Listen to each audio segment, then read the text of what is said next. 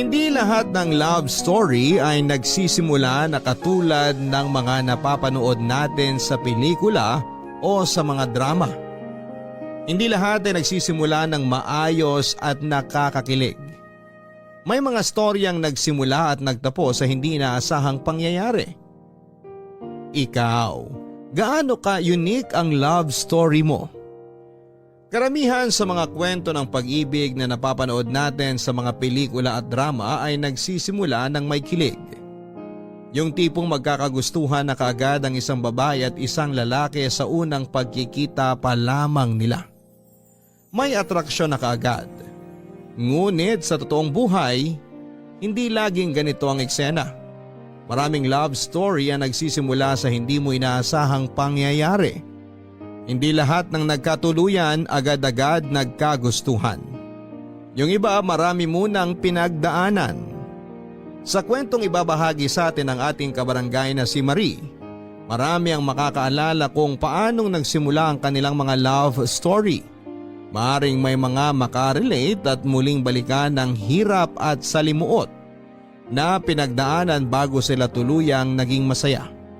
Sabay-sabay nating alamin ang kwento ng kanyang pag-ibig, buhay at pag-asa sa nangungunang Barangay Love Stories. Dear Papa Dudut, kung talagang gusto mo ako ay paghirapan mo ang oo ko. Pero kung hindi ay huwag mo na akong idamay sa gulo nyo. Hindi ko makakalimutan na sinabi ko ang mga katagang yan sa isang taong sumubok pumasok sa aking buhay kahit na komplikado ang aming sitwasyon. Ako nga pala si Marie, 40 years old, isang may bahay at ina ng 6 na supling. Simple lamang ang aming buhay. Ang aking asawa ay isang mekaniko. Madalas kaming makinig ng inyong programa, lalo na ng aking asawa. Habang gumagawa siya ng mga sirang motorsiklo, lalo siyang ginaganahan kapag nakikinig sa mga kwentong binabasa mo. Kaya naman nagbaka sakali akong sumulat upang ibahagi rin ang aming kwento. Ang masaya at masalimuot na love story naming mag-asawa. Nagsimula ang aming kwento noong ako ay 18 years old pa lamang. Noong mga panahon na yon, kung gusto mong pumasok bilang isang kasambahay ay kailangan mo munang makapasok sa isang agency at sila ang magdadala sa iyo sa kung saang bahay may nangangailangan ng kasambahay. Napadpad ako sa Manila bilang kapalit ng aking ina. Siya ang unang pumasok sa bahay ng aking naging amo. Nang kinailangan na ng nanay ko na bumalik ng Leyte, ipinasok niya ako sa agency at ako na ang pumalit sa kanya sa bahay na pinapasukan niya. Bukod sa mga gawaing bahay, trabaho kong magyaya din sa mga anak ng aking amo. Inahatid at sinusundo ko sila sa eskwelahan. Hindi naman sana ganon kahirap ang mga kailangan kong gawin kung wala lang sanang asungot na laging nanggugulo sa akin. Doon ko nakilala si Ryan, 22 years old na siya noon. Siya naman ang driver at parang kanang kamay ng aming among lalaki, si Sir Ricky. Bago ako nakilala na niya ang aking ina kaya naman feeling close na siya kaagad sa akin noon. Sa totoo lang ay unang kita ko pa lamang sa kanya noon ay hindi ko na gusto ang hilatsya ng mukha niya. Napreskuhan din ako sa kanya kaya ayoko talaga siyang nakikita at lalong ayoko siyang nakakausap. Pero dahil magkasama kami sa trabaho, wala akong magawa. Tuwing ihahatid at susunduin ko noon ang mga alaga ko sa eskwelahan nila. Wala akong naging choice kundi ang magtiis sa presensya niya. Kung ako lang ang masusunod, ayoko. Lalo pang tumindi ang inis ko sa kanya nang magsimula itong manligaw sa akin. Halos magtago ako dati sa tuwing makikita ko siya. Kumukulo talaga ang dugo ko sa kanya, Papa Dudut.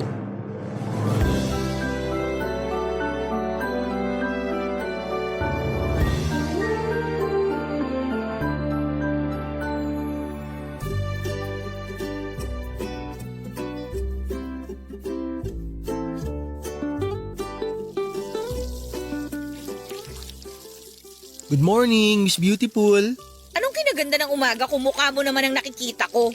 Sungit naman. May dalaw ka ba? Kahit wala akong dalaw, makita pa lang kita, kumukulo na yung dugo ko. Ikaw talaga. Mahal mo na ako, no? Ano ba pinagsasabi mo? Gusto mo bang maligo? Kung sa'yo ko kaya itutok tong hose na pinandidilig ko para tubuan ka naman ng hiya. Grabe. Mukhang matindi na yung pagmamahal mo sa akin, ah.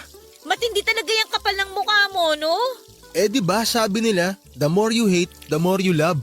Sabi lang nila yun. Hindi yun para sa ating dalawa. Ito naman, pakipot pa eh. Alam mo yung sa atin, walang love, puro hate lang. Kaya pwede ba tigilan mo na ako? Hindi ako titigil hanggat hindi ko nakukuha ang matamis mong oo. Kung may makukuha ka man sa akin, siguro malutong na mag-asawang sampal. Wow! Ikaw naman naliligaw pa lang ako. Pag-aasawa na agad ang nasa isip mo. Ikaw ah. Grabe, ang kapal talaga ng mukha mo. Alam mo, kahit malayo ako sa'yo, ayan, ramdam na ramdam ko dito sa kinatatayuan kong mukha mo. Kaloka. O kita mo na? Kahit malayo ako, ramdam mo ako. Ibig sabihin, mahal mo na rin talaga ako. Humanap ka na lang ng kausap mo. Mas mabuti pa tong mga halaman eh. Mas matinong kausap kesa sa'yo. Hindi ako lalayo sa'yo para di mo ako mamiss. Yak! Kadiri ka! Eto namang si Mario, paganyan-ganyan pa eh. Akala mo ba hindi ko nakita kanina? Anong nakita mo? Manya ka talaga. Oh, manyak agad. Ikaw ah, ano bang nasa isip mo na nakita ko? Ano bang sinasabi mo kasi na nakita mo? Nakita kita kanina. Muntik ka pang malaglag sa hagdan nung nakita mo na parating na ako. Nakatitig ka kasi sa akin eh. Alam mo, nasuka ko. Nilunok ko lang. Grabe talaga yung kakapalan ng mukha mo. Woo! Hindi ko kinakaya. Kayanin mo, dahil hindi ako titigil. Wala ka mapapala. Tsaka nangako ko sa nanay mo. Nangako ka sa nanay ko na ano? Anong kalokohan na naman yan? Seryoso. Bago umalis dito nanay mo, ibinilin ka niya sa akin. Alagaan daw kita at huwag pababayaan. Napakagaling mo talagang gumawa ng kwento, no? Uy, seryoso ako dun ha. Sinabi talaga yun ng nanay mo. Kaya naman, I knew I love you before I met you. Yak! Kadiri ka talaga! May isang salita ako kaya huwag kang mag-alala. O protektahan kita. Mukhang mas kailangan ko ng protection laban sa'yo. Grabe, ang harsh mo naman. Totoo naman ah. Sa gwapo kong to, mukha ba akong gagawa ng masama? Hindi mo lang alam kung ilang babae nag-aagawan sa akin, mahalin ko lang sila. Di dun ka na lang sa kanila. Huwag na akong guluhin mo, please lang. Kahit ano pang sabihin mo, hindi ako lalayo sa'yo. Bahala ka sa buhay mo. Marie, hayaan mo na lang ako na mahalin ka. Wala ka namang ibang kailangan gawin eh. Tatanggapin mo lang. Ayoko nga tanggapin. Bakit ba hindi mo maintindihan yun? Hindi ako pinalaking duwag ng mga magulang ko, kaya hindi ako basta-basta sumusuko. Paminsan-minsan, kailangan din nating harapin yung katotohanan. Sa ngayon, baka hindi mo pa ako gusto. Basta ako, ang alam ko lang. Hindi mo alam. Hindi mo alam na rinding-rindi na ako sa'yo. Please lang, tumigil ka na nga. Ako na ang nagsasabi sa'yo. Balang araw, mamahalin mo rin ako.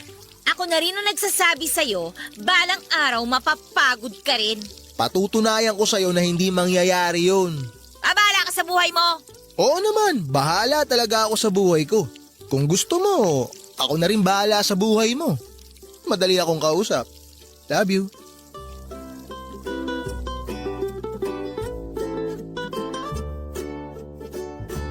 Nang panahon na yon, kung meron man siguro akong kinaiinisan na tao sa mundo, si Ryan na yon. Sobra-sobra talaga ang kapal ng mukha at kapreskuhan niya. Kahit na ilang ulit ko nang sinabing hindi ko siya gusto, hindi niya tinatanggap. Araw-araw niya akong binubwisit noon. Kahit nasaan ako, nakabuntot siya. Kung tutuusin ay may itsura rin naman talaga si Ryan. Medyo matipuno rin ang pangangatawan nito. Kaya nga siguro marami talagang nahuhumaling na babae sa kanya. Pero wala naman akong pakialam. Kahit sino pa ang mahumaling sa kanya ay ayos lang. Mas matutuwa pa ako kung mahuhumaling na lang din siya sa iba. Para naman maging mapayapa na ang buhay ko. Sa sobrang kulit niya ay naapektuhan na ang trabaho naming dalawa. Dahil lagi siyang nakabuntod sa akin, madalas tuloy na hindi siya mahagilap ni Sir Ricky. Wala pa namang ibang gustong empleyado na utusan o pagkatiwalaan si Sir, lalo na sa mga importanteng ganap niya kundi si Ryan lamang. Pero madalas itong sumama sa akin. Naging madalas na rin tuloy na umiinit ang ulo ni Sir. At kapag mainit ang ulo ni Sir dati, nadadamay ang lahat. Kaya naman lalo lang nadagdagan ang inis ko kay Ryan hanggang sa dumating na nga ang kinakatakot ko. Sa halip na si Ryan, ako na ang napagbuntungan ng galit ni Sir Ricky. Marie! Marie! Marie! Yes, sir. Ano po yun? Nasaan si Ryan? Hindi ko po alam, sir. Hindi mo alam? Hindi po, sir. Ang sabi sa akin kasama mo. Isinama mo na naman daw. Naku, hindi po, sir. Hindi po kami magkasama. Anak ng tokwa, may importanteng lakad pa naman ako. Saan na naman nagsusuot yun? Gusto niyo po ba hanapin ko? Wag na. Sir, baka po nandyan lang yun.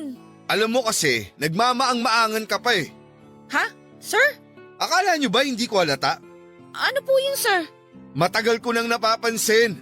Hindi lang ako umiimik. Kayong dalawa ni Ryan. Ano kung kami ni Ryan? Nagliligawan kayo kaya hindi nyo na nagagawa ng maayos ang mga trabaho nyo. Naku! Hindi po, sir, Hindi po ganun yun. Bago ka dumating, napakasipag niyang si Ryan. Lahat ng pinapagawa ko dyan, nagagawa niyang mabuti. Pero simula nang dumating ka, wala na siyang natatrabahong matino. Sir, lagi ko naman po siyang sinasabihan eh. Akala mo ba hindi ko alam? Lagi mo siyang sinasama kahit saan ka magpunta. Kaya hindi na siya makapag-focus sa mga trabaho niya. Hindi ko po siya sinasama, sir. Siya po yung laging bumubuntot sa akin kahit na lagi ko po siyang itinataboy. Akala ko pa naman katulad ka ng nanay mo na masipag magtrabaho. Sir, nagtatrabaho po ako ng mabuti. Sinisipagan ko po talaga ng husto. Sinisipagan? Puro paglalandi nga ang ginagawa mo. Wala naman pong ganyanan, sir. Bakit? Hindi ba totoo? Imbis na gumawa ng mga kailangang gawin, nakikipagligawan ka. Pati si Ryan, nadamay mo pa. Sir, kahit po kanino niyo pa itanong sa mga tao rito, si Ryan po talaga yung nanggugulo sa akin. Siya ho yung sunod na sunod sa akin, sir. Puro ka dahilan. Sumasobra na ho yata kayo, sir. Parang inuhusgahan niyo naman yung pagkatao ko. Aba, sumasagot ka pa? Galit ka ba? Hindi naman ho sa ganon, sir. Pero sana naman po, alamin niyo po muna kung ano yung totoo. Sinasabi mo bang sinungaling ako? Ang akin lang naman ho. Sana wag naman po puro akong nakikita niyong may kasalanan. Kung gusto niyo, si Ryan na lang po ang tanungin ninyo. At inuutusan mo pa ako ngayon? Ang hirap niyo naman kausap, sir eh. Parang yung paborito niyong empleyado. At nagbibintang ka pa ngayon na may paborito ako. Totoo naman po, sir eh. Kahit na siya yung mali, siya pa rin yung pinagtatanggol ninyo. Ganon. Pasensya na po kayo, sir. Pero nagsasabi lang naman po ako ng totoo eh. Okay, sige. Magsasabi na rin ako sa'yo ngayon ng totoo. Matagal na kitang gustong sesantihin.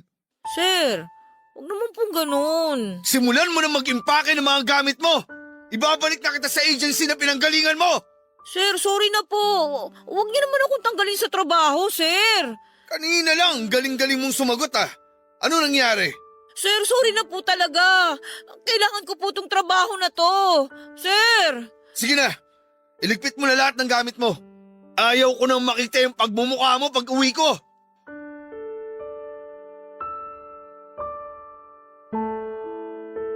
Umiiyak ako habang nagliligpit ng mga gamit ko noon. Umiiyak ako dahil sa inis at galit ko kay Ryan. Dahil sa kakulitan niya ay nadamay na pati ang trabaho ko. Sobrang nakakainis lang dahil ako pa ang nawala ng trabaho. Samantalang siya itong nanggugulo at sunod ng sunod sa akin. Nainis ako dahil hindi man lang nakita ng boss namin kung gaano ko pinagbuti ang mga trabaho ko. Kailangan ko ang trabahong yon para may padala ko sa pamilya namin noon sa Leyte. Pero dahil sa nakakainis na Ryan na yon, napabalik pa ako ng agency. Naiyak patuloy ako lalo hanggang sa natapos akong magligpit ng mga gamit ko. Hirap na hirap akong umalis sa bahay nila Sir Ricky at hindi ko matanggap ang sitwasyon. Wala na ako nagawa kundi ang bumalik na nga sa agency at kumulo talaga ang dugo ko kay Ryan. Kaya kahit papaano ay masaya na rin akong hindi ko na siya makikitang muli. Naiisip ko pa lamang ang makapal niyang pagmumukha ay nanggigigil na ako. Pakiramdam ko noon ay masasampal ko lamang siya kapag nagkita pa kami ulit. Ang hirap na wala akong maipadala noon sa amin. Ang tanging magagawa ko lamang ay maghintay. Ang tanging nagawa ko ay maghintay sa susunod na bahay na pagdadalhan sa akin ng agency. Itinuring ko na lang din yung pansamantalang pahinga. Naisip ko na kapag may naka-assign ng bahay sa akin, kailangan ko nang kumayod ulit ng mabuti. Inabot din papadudot ng halos 1 buwan ang paghihintay ko ng bagong bahay na mapupuntahan ko. At ang rule sa agency kapag wala pang naka-assign sa iyo ay bawal lumabas at gumalagala kung saan-saan. Madalas ay nasa loob lamang kami ng staff house. Nakakalabas lang kami dati kapag may iniuutos sa amin o kapag may importante kaming bibilhin. Nakakainip din ang maghintay lalo na at wala kang kinikita noon. Buti na lamang habang naghihintay ay sinagot naman ng agency ang tirahan at pagkain namin. Kaya ayos na rin. Hindi ka nga lang po pwedeng sumideline noon. Kailangan talagang maghintay sa bagong papasukan. Yon ang sinabi sa amin. Hindi ko alam na simula pala nang umalis ako kina Sir Ricky ay hinahanap na ako ni Ryan. Walang nakakaalam sa kanila noon kung nasaan ang agency namin. Kaya naman nagpatulong pa ito sa mga kaibigan niya upang magtanong-tanong. Hinanap niya ako dahil hindi niya rin matanggap na pinaalis ako sa trabaho. Nagulat na lamang ako nang minsang inutusan kaming lumabas para bumili ng mga kailangan sa staff house. May lumapit sa akin at nagtanong kung ako ba si Marie. Nung una natakot ako dahil hindi ko naman siya kilala. Pero nang bagitin niya ang pangalan ni Ryan ay kumulo na naman ang dugo ko. Matagal na raw akong hinahanap noon ni Ryan. Nang sabihin niya yon ay nagmadali na akong tumalikod sa kanya. Ayoko na siyang makita at nakampante naman akong hindi ko siya makakakrus ng landas dahil kahit malaman pa niya kung nasaan ako, hindi siya basta-bastang makakapasok sa staff house dahil mahigpit ang mga bantay doon, pero nagkamali ako. Hi Marie! Oh, anong ginagawa mo dito? Eto, kinukumusta ka? Tagal din kitang hinahanap ha. Paano ka ba nakapasok dito? Bawal ang outsider dito ah. Kuyang guard! Kuyang guard! Uy, huwag ka May nakapasok sumigaw! dito! Sayang boses mo. Paano ka nga nakapasok? Friendship na kami ni Kuya Guard eh. Sanggang dikit na kami. Ah, ganun. Kala mo maniniwala ako sa'yo. Kuyang guard! May outsider dito! Ako na nagsasabi sa'yo. Hindi ka maririnig ni Kuya Guard kasi nga busy siyang kinakain yung pasalubong ko sa kanya. Ano ba kasi ginagawa mo dito? Eto naman, di mo ba ako na-miss? Mismo mukha mo? Grabe naman. Alam mo, kahit nagsusungit ka na, lalo ka pang gumaganda. Alam mo, kung ako sa'yo, umalis ka na bago ko pahampasin yung makapal na pagmumukha mo. Ay, na-miss ko yung pang-aaway mo sa akin, promise. Hindi ka ba talaga aalis? Uy, sige lang. Aalis din naman ako eh, pero pwede bang mag-usap muna tayo? Ano ba bang gusto mong pag-usapan natin? Kung paano ako pinalaya si Sir Ricky dahil sa'yo? Ayun nga, Marie. Ihingi sana ako ng tawad sa'yo. Ako naman talaga ang may kasalanan nun. Eh buti naman alam mo. Kaya nga nagsusuri na ako. Hindi ko naman alam na gagawin ni Sir yun eh. Oh, masaya ka na ba? Nawala na ako ng trabaho dahil sa'yo. Kaya nga nandito ako eh. Kinain ako ng konsensya ko. Sorry talaga, Marie. May magagawa pa ba yung sorry mo? Ibabalik ba sa akin yung trabaho ko?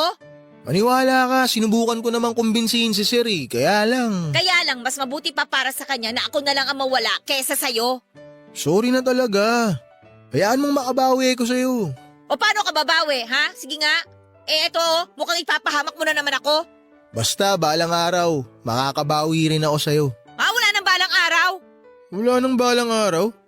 Ah, ikaw ha? Gusto mo ata ngayon na ako bumawi. Pumapara ka sa akin ha. Alam mo, umalis ka na nga. Baka mapahamak na naman ako dahil sa'yo eh. Marie, baka naman pwede mo na ako pagbigyan. Pagbigyan na ano? Tayo. Baka naman pwede mo nang pagbigyan tayo. Nagkabapuyo mo? Napakakulit mo.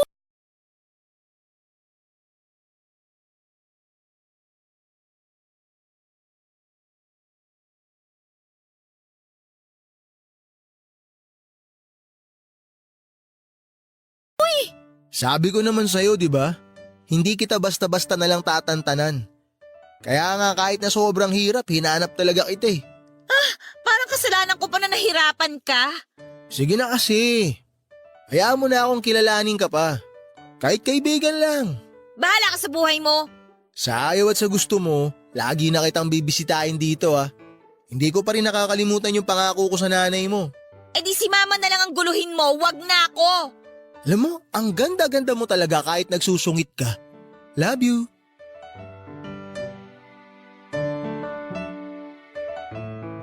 Para akong nakipag-usap sa bato. Kahit na anong sabi ko na tigilan na niya ako ay hindi nakinig si Ryan. Paulit-ulit siyang nagpupunta sa staff house para bisitahin ako at kung ano-anong mga panunuhol ang ginagawa niya sa guard para lamang papasukin siya. Pero hindi nagbago ang nararamdaman ko. Naiinis pa rin ako sa kanya kaya naging masaya ako nang ma-assign na ako sa bago kong amo. Hindi na niya ako mapupuntahan ulit, yon ang naisip ko. Sa wakas ay hindi ko na siya kailangang makita pa at nagdulot yon ng ngiti sa aking mga labi. Nang nagpunta na ako sa bagong bahay na papasukan ko ay may kakaibang pakiramdam sa akin. Nadagdagan pa yon nang kausapin ako ng babaeng papalitan ko sa bahay na yon. Buntis siya at bago umalis ay inabutan niya ako ng pera. Pamasahe ko raw yun kung sakaling gusto ko nang umalis. Yon ang sinabi niya. Kinabahan ako bigla at parang gusto kong umatras noon pero wala na akong magawa. Nandun na ako. Nang makausap ko ang bago kong amo ay naibsan ang kaba ko. Mababait naman sila. Ang problema lang ay laging umaalis noon ang mag-asawa dahil mga negosyante. Lagi silang may mga pinupuntahan. Ang madalas na iiwan noon ay yung nag-iisang anak nilang lalaki. Sa kanya hindi naging maganda ang kutob ko. Kapag wala ang mga magulang niya dati, lagi siyang nag-iimbita ng mga kaibigan at nag-iinuman. Nung una ay ayos lang sa akin. Hindi naman ako nito pinapakialaman. Ngunit naging matindi ang takot ko nang pumunta ito sa kwarto ko na lasing na lasing. Mapula pa ang mga mata nito at tinignan ako mula ulo hanggang paa. Nagpunta siya sa kwarto ko para sabihing ipagluto ko sila ng mga kasama niya. Umuo na lamang ako sa kanya pero pag-alis niya. Agad kong niligpit ang mga gamit ko. Hindi talaga maganda ang kutob ko sa sitwasyon na yon. Dahil busy silang nagiinuman noon ay dahan-dahan akong umalis at lumabas na sa bahay na yon. Naalala ko yung naging bilin ng babaeng pinalitan ko. Buti na lamang at may iniwan siya sa aking pera. Kaya naman sa 10 oras ng gabi ay umalis na ako nang hindi alam kung saan pupunta at hindi nagpaalam pa. Ayoko na rin bumalik sa agency noon. Siguradong mapaparusahan ako dahil sa ginawa kong pagtakas. Wala rin talaga akong kakilala sa Maynila noon. Hindi ko rin alam kung bakit pero natagpuan ko na lamang ang sarili ko kung saan nakatira si Ryan. Sino ba yung naghahanap sa akin ng ganitong oras? Oh, Marie? Oo, ako to. Nananaginip ba ako? Ikaw ba talaga yan? Gusto mo sampalin kita para magising ka? Oh, kalma lang. Ikaw nga yan. Ang tapang eh. Kainis talaga oh. Bakit pa kasi ako nandito? Bakit nga ba? Okay ka lang ba? Tsaka ba't parang may dala kang bag? Magtatanan na ba tayo? Parang gago naman to eh. Anong magtatanan? Ang dami-dami mong sinabi. Nakakairita ka. Ano nga nangyayari? Teka, tumakas ka ano? Di ba sabi mo, babawi ka sa akin? Babawi? Oh, may amnesia ka na? Nalimutan mo na bang may atraso ka pa sa akin? Ikaw ang dahilan kaya ako nawala ng trabaho. Ang ayos-ayos na sana ng kalagayan ko nung kina si Ricky eh. Oh, relax ka lang. Hindi ko naman nakakalimutan yun. Kasalanan mo to. Muntik pa ako mapahamak dahil sa'yo. Bakit ka nga muntik mapahamak? May nangyari bang masama sa'yo doon sa bahay na pinasukan mo? Anong ginawa nila sa'yo? Wala, pero muntik na. Mga siraulo yung mga yun ah. Anong ang ginawa nila sa'yo? Sabihin mo, re-resbackan ko. Reresbakan mo talaga? Oo naman. Basta para sa'yo lahat babanggain. Lahat gagawin ko. Lahat talaga gagawin mo para sa akin? Oo. Di ba nga hinanap pa O kita? edi, hanapan mo ako ng trabaho. Trabaho? Eh, hindi ka na ba bibigyan ng agency ng bagong bahay na mapapasukan? Ayoko na bumalik doon. Sigurado mapapagalitan ako dahil tumakas ako sa bahay kung saan huli nila akong pinadala. Ah, ganun ba? May mga kakilala ka pa ba rito sa Manila? Gusto mo bang ihatid muna kita sa kanila? Wala akong ibang kakilala dito. Sa kasamaang palad, ikaw lang. Talaga? Wala ka bang ibang kaibigan maliban sa akin? Tingin mo ba pupuntahan kita kung meron? Aba, malay ko ba kung namimiss mo lang ako? Tapos pumaparaan ka lang para makita ako. Ay, ang kapal talaga ng mukha mo. Heto naman, nainit agad ang ulo. Nakakairita ka kasi. Hindi naman sana ako aabot sa ganito kung hindi dahil sa'yo. Nagsorry na nga ako, di ba? May nagawa bang sorry mo? Muntik pa ako mapahamak dun sa bahay na yun. Makakapagpadala ba ako ng pera sa pamilya ko dahil sa sorry mo? Sorry talaga, Marie. Di bale, tutulungan kita. Ano bang trabaho ang gusto mong pasukan? Kahit ano, basta legal.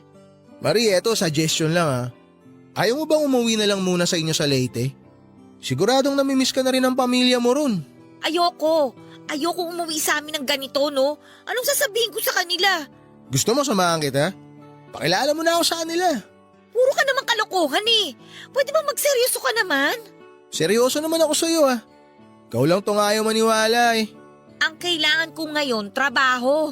Kaya please lang, kahit na ayoko sana, nakikiusap ako sa'yo na tulungan mo ko. Huwag kang mag-alala. Magpahinga ka muna ngayong gabi. Bukas na bukas din, sasamahan kita sa chewing ko. Sakto, naghahanap sila ng bagong tindera. O tara, pasok ka.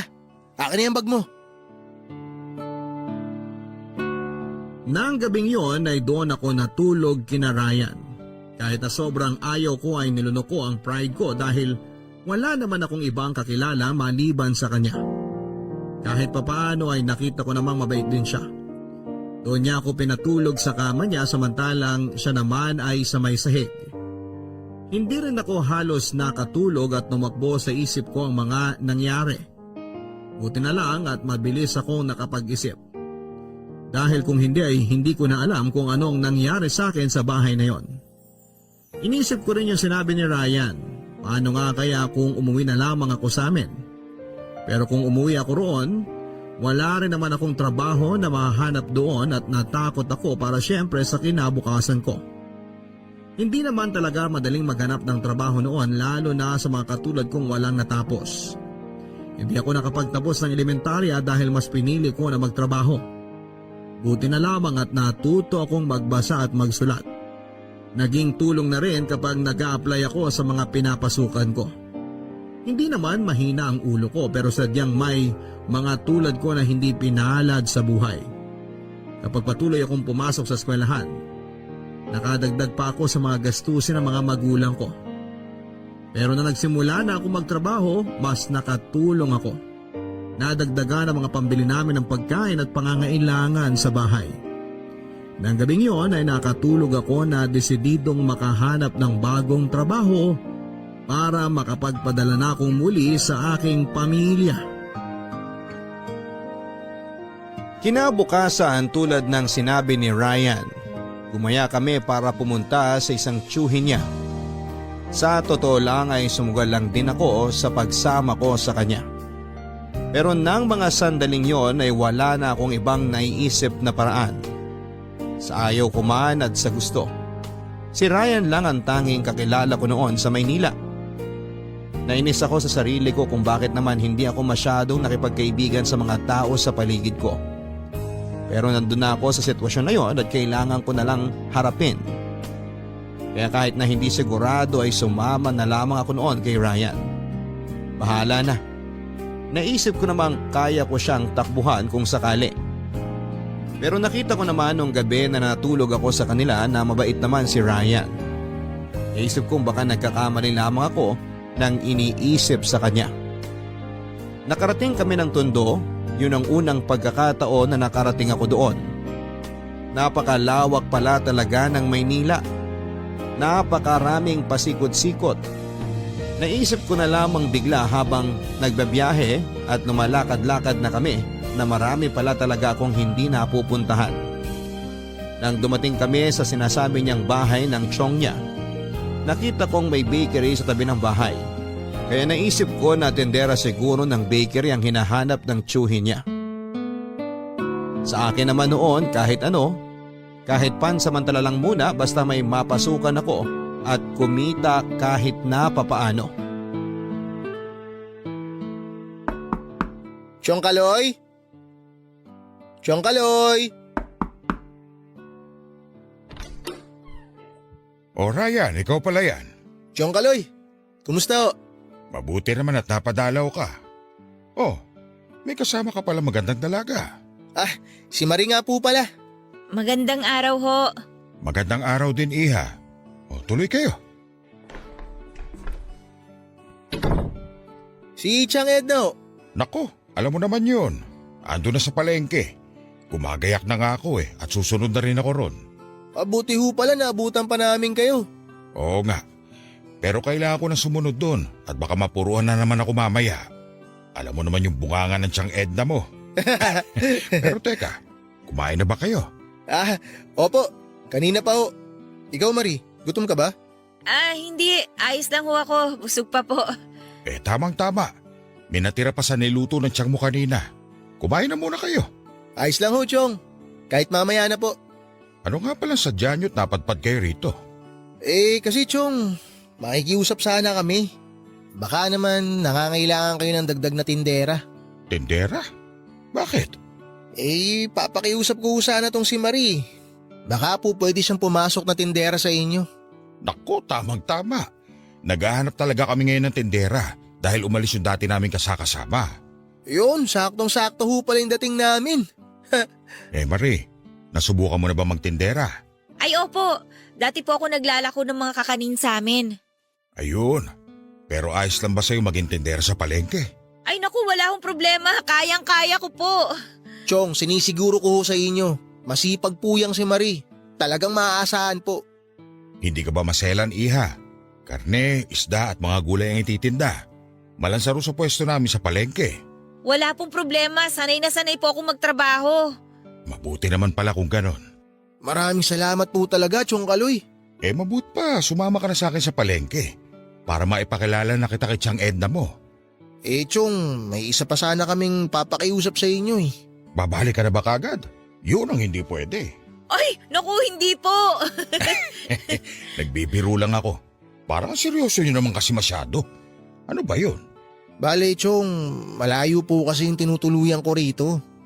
Makikiusap po sana kami na kung pwede, dito na rin po muna tumuloy si Marie habang nagtatrabaho sa inyo. Oo nga po, kahit po ikaltas nyo na lang po sa sweldo ko. Ayun lang ba? Walang problema. May nakalaan talaga kaming kwarto para sa mga kinukuha naming tindera. Ay wow! Maraming salamat po! Kaya mo bang gumising ng sobrang aga? Kayang-kaya po!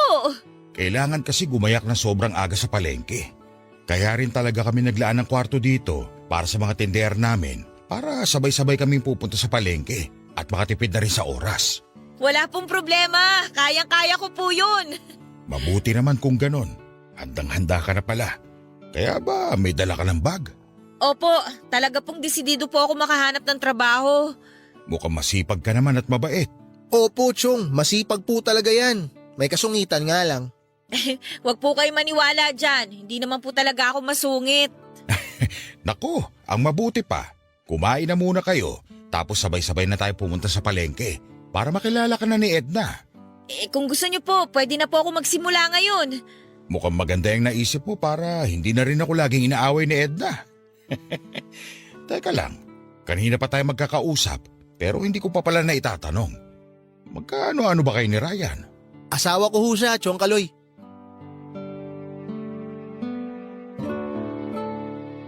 Asawa? Tumaas na naman ata ang dugo ko sa ulo nang marinig ko ang sinabi ni Ryan. Napailing na lamang ako. Kahit kailan talaga ay napakakapal na mukha niya. Hindi na ako nakapagsalita nang sabihin niya yon. Nahiya na rin ako sa tiyong kaloy niya kaya napangiti na lamang ako. Pero sa loob ko noon ay gustong gusto ko na siyang hambalusin ng unang bagay na mahawakan ko. Naisip ko na lamang na kailangan ko ang trabahong yon. Nakisakay na lang muna ako sa pantasya ni Ryan. Pero sasabihin ko rin ang totoo sa tiyong at tiyang niya. Noong araw na yon ay nagsimula na ako kaagad ng trabaho sa palengke. Isinama kami ni Chong Kaloy nang pumunta siya. Nagpaalam na rin si Ryan sa kanila nang maihatid niya kami sa palengke. Naging mabait naman ang Chong Kaloy at Chang Edna ni Ryan sa akin. At masisipag din sila. Wala silang naging anak kaya naman ibinuhos na lamang nila ang oras sa pagtatrabaho. May 2 pwesto sila noon sa palengke. Isang pwesto para sa mga karne at isda at isang pwesto para sa mga gulay. Napakaaga rin nila kung maghanda noon, mga 3:00 pa lang ng umaga noon ay kailangan ng magayos ng mga paninda. Dahil kahit ganoon pala kaaga, may mga namimili na noon. Wala naman akong naging problema dahil sanay ang katawan ko na kumilos-kilos. Nakasundo ko rin sina Chong Kaloy at Chang Edna at kung minsan nga ay parang anak na ang turing nila sa akin na kinatuwa ko naman. Tuwing day off noon ni Ryan, bumibisita siya sa amin. Hindi pa rin ito natigil sa pangungulit at pambobola niya.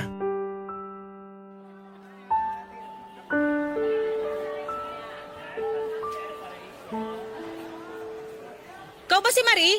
Ako nga, Suke. Anong hanap nila? Pwede ba tayo mag-usap? Bibili ka ba? Pili ka lang. Mura lang yung mga tinda namin. Wala akong pakialam sa mga tinda mo. Kailangan kitang makausap. Ay, sino ka ba? Bakit ka ba nanggugulo? Kung ayaw mo may skandalo rito, kausapin mo ako. Oh, eto, kinakausap na kita. Ano bang kailangan mo? Bakit nanggugulo ka sa oras ng trabaho ko? Ikaw ang nanggugulo sa amin. Teka nga lang.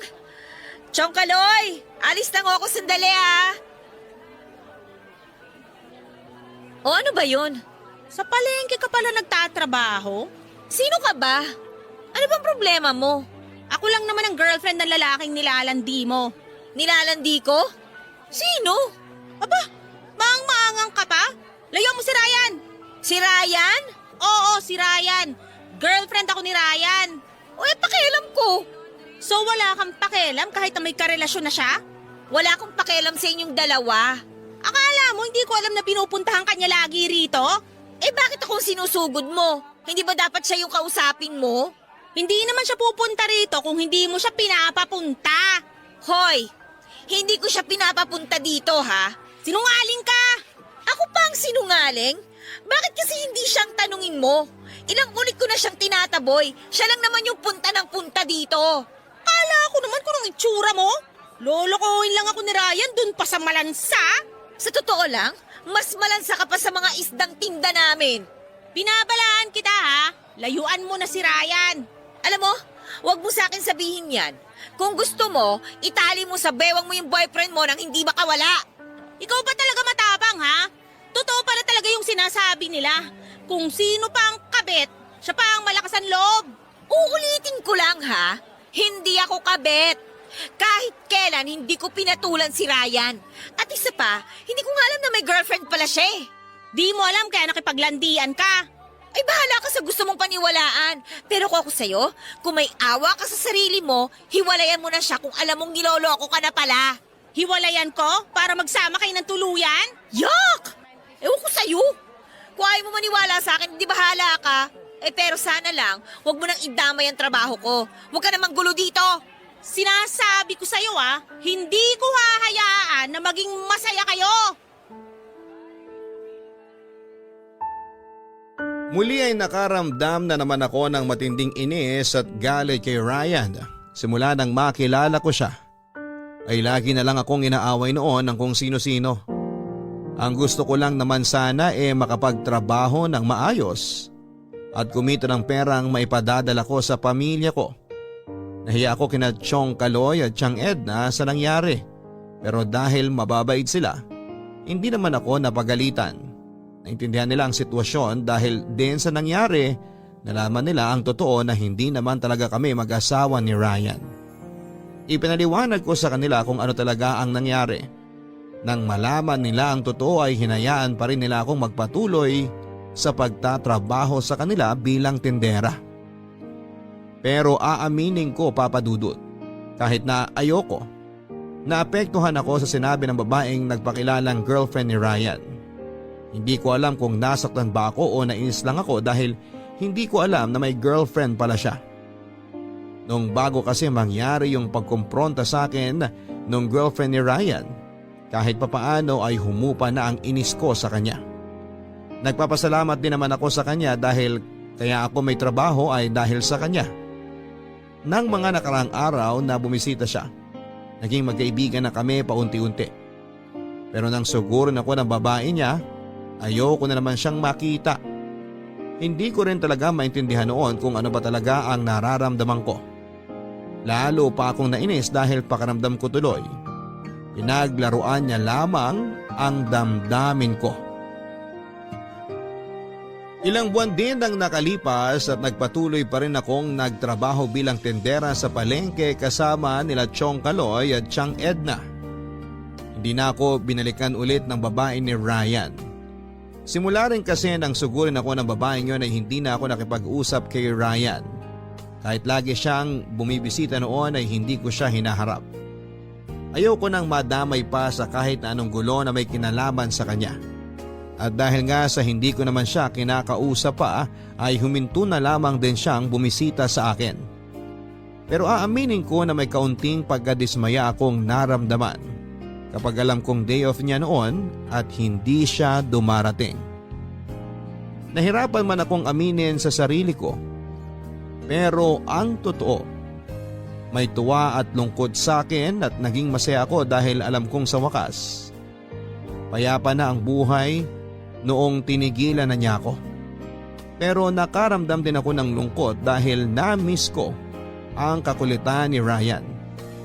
Nung hindi ko na siya nakikita, doon ko napagtanto na paunti-unti pala ay nahuhulog na ako sa kanya. Pero nagpasalamat ako na habang maaga pa, habang hindi pa ganon kalalim ang nararamdaman ko ay tumigil na siya. Yon ang inakala ko. Isang araw ay muling dumating si Ryan. Muling nagparamdam. Ayoko pa rin kausapin siya noon, kaya si Chong Kaloy na ang humarap sa kanya. Ayaw ka talagang kausapin eh. Ganon ho ba? Sige ho, Chong. Balik na lang ho ako. Teka lang Ryan, baka gusto mo muna magkape bago umalis. Hindi na ho. Ayos lang po ako. Pero gusto sana kita kausapin sandali. May sasabihin ho ba kayo, Chong? May mga itatanong lang naman ako sa'yo. Sige ho. Ano po ba yung itatanong nyo? Ano ba talagang intensyon mo kay Marie? Chong, mahal ko po talaga si Marie. Pero bakit kasi nagsinungaling ka? Una sa amin, sinabi mo sa amin ng tiyang mo na asawa mo siya. Pangalawa kay Marie, nanligaw ka sa kanya may girlfriend ka na pala. Una po sa lahat, gusto ko po munang humingi ng tawad sa inyo ni Chang Edna. Nagsinungaling po ako. Naisip ko lang ho kasi noong mga oras na yun na baka mas tanggapin niyo si Marie kung sasabihin ko na asawa ko siya eh. At doon naman po sa babae na sumugod kay Marie na nagpanggap na girlfriend ko, hindi po totoo yun. Bakit galit na sumugod kay Marie? Ayun nga ho, Chong. Hindi ko rin alam kung bakit naisip niya na girlfriend ko pa siya. Hindi naman po talaga. Sino ba yun? Ang totoo po, Chong Kaloy, naging girlfriend ko po siya noon. Nabuntis ko siya pero nakunan po. Matapos po niya makunan, di nagtagal, naghiwalay na rin kami. Matagal-tagal na rin po kaming hiwalay. Pero nitong nakaraan, nakikipagbalikan siya. Pero ayaw mo na. Ganun nga po, Chong. Dapat nilinaw mo sa kanya na ayaw mo na. Chong, ilang beses ko na pong nilinaw yun sa kanya na wala talaga kaming pag-asang magkabalikan. Pero makulit po talaga eh. Hindi mo rin naman masisisi si Marie kung ayaw niya nang humarap sa'yo pagkatapos na nangyari. Alam ko naman ho yun. Pero Chong, seryoso po talaga ako kay Marie. Pinagsabihan ko na rin po si Mirna. Nilinaw ko po sa kanya na wala talagang pwedeng mamagitan sa amin. Tsaka dapat tumigil na siya. Kaya sigurado po ako na hindi naguguluhin ni Mirna si Marie. Dapat lang. Mabait na bata si Marie. Masipag at talagang maalaga lalo na sa pamilya niya. Kaya kung sasaktan mo siya, magagalit din ako sa iyo, Ryan. Chong, aaminin ko po. Noon talagang may pagkaloko-loko ako. Marami rin po ako naging babae. Pero simula po nung makilala ko si Marie, nagbago na ako. Anong plano mo ngayon? Hindi po ako susuko. Kaya nga po patuloy ako nagsisikap para makita niya na totoo po yung nararamdaman ko para sa kanya. Dahil pamangkin at mahal kita, payong lalaki sa lalaki lang. Kung talagang mahal mo si Marie, patunayan mo sa kanya. Kung talagang desidido ka sa kanya, huwag kang mapagod. Kaya ho ba naging kayo ni Tiang Edna? Kasi hindi kayo napagod? Oo, hindi ko talaga siya tinigilan hanggat hindi niya ako sinasagot. Ang tagal kong hinintay ang oo niya kaya naman talagang iningatan ko. Sa inyo ho pala ako nagmana ng kakulitan eh. Basta Ryan, botong-boto rin naman kami kay Marie para sa'yo. Pero kung sasaktan mo lang siya, huwag mo na siyang guluhin. Hindi ho, Chong. Seryoso po talaga ako kay Marie. Siya na po yung babaeng gusto kong makasama habang buhay. Kung talagang seryoso ka, kailangan mong paghirapan ang oo niya. Huwag kayong mag-alala, Chong Kaloy. Handa po akong mahirapan. Siguraduhin mo lang. Dahil kami talaga ng Tiang Edna mo ang unang magagalit sa'yo. Parang anak na rin namin si Marie. Basta, Chong, hindi po ako susuko. Hanggang sa mahalin na rin ako ni Marie. Aba, mana ata ako sa inyo. Pagbutihin mo. Magsikap ka mabuti para may pakita mong karapat-dapat ka rin sa kanya. Tatandaan ko ho yan, Chong. O siya, lumalalim na ang gabi. Baka maubusan ka ng sasakyan pa uwi. Sige ho, mauna na ho ako. Mag-iingat ka ha. Opo, Chong. Salamat. Kayo na rin po muna ang bahala kay Maria. Huwag ka mag-alala. Ligtas siya rito.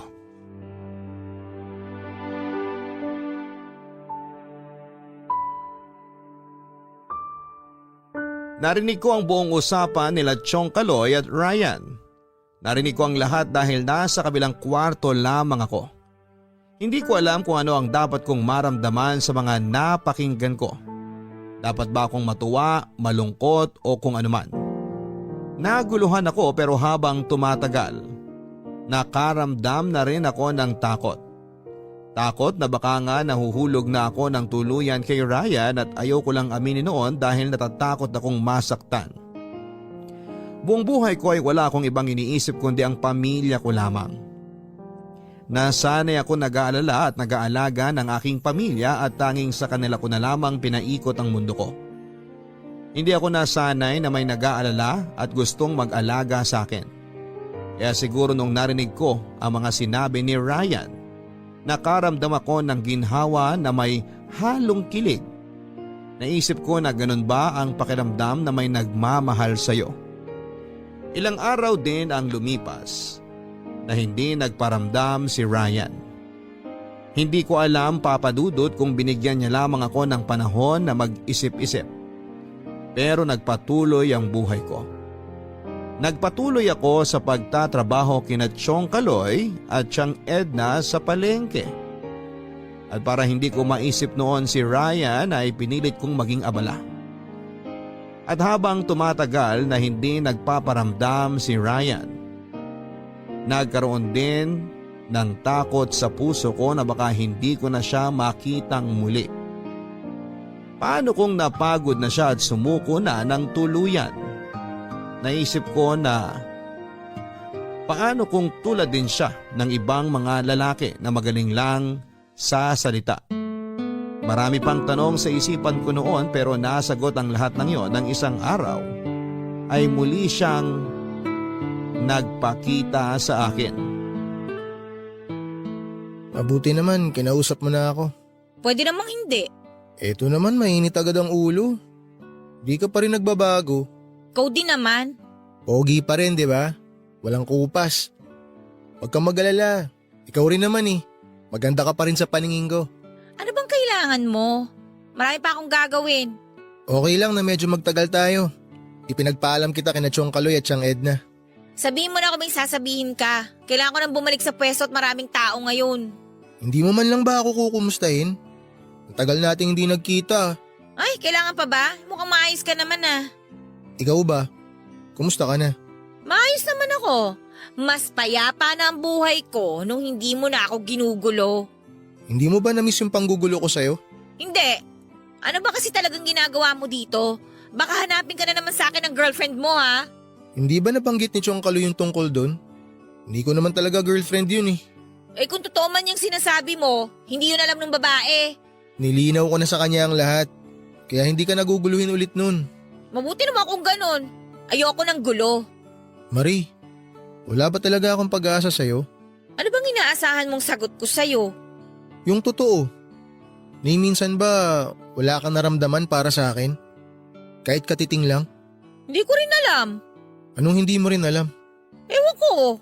Hindi mo ba talaga alam o ayaw mo lang harapin yung totoong nararamdaman mo? Alam mo, simula nung makilala kita, naging magulo na ang buhay ko. Lahat na lang ng gulo na sangkutan ko na. Hindi ko naman sinasadya na madamay ka sa mga gulong yun eh. Ang gusto ko lang naman sana makita mo na seryoso ako sa'yo. Eh tuwing nakakasama nga kita, lagi may nakasunod na gulo sa akin. Kaya wala talaga akong pag-asa. Hindi ko na rin alam, Ryan. Hindi lang buhay kong ginugulo mo eh. Pati damdamin ko magulo na rin dahil sa'yo. Bakit kasi hindi mo harapin yung totoong nararamdaman mo para sa akin? Bakit hindi mo matanggap na gusto mo na rin ako? Paano ka naman nakakasiguro na gusto na kita? Nakikita ko yun sa mga mata mo. Hindi ba mas madali kung magiging totoo ka na lang sa sarili mo? Dahil natatakot ako. Natatakot akong masaktan. Natatakot akong magkamali. Natatakot akong aminin na gusto na nga kita. Wala naman akong planong saktan ka eh. Sa totoo lang, ang gusto ko lang talaga sa lahat, makita kang masaya. O paano ako makakasiguro na hindi mo ako sasaktan? Aaminin ko, dati talaga loko-loko ako. Pero simula nang makilala kita, ginusto ko nang magbago. Bakit ako? Eh, ang dami-dami mo namang kilalang babae eh. Bakit ako? Dahil iba ka. Hindi ko rin maipaliwanag eh.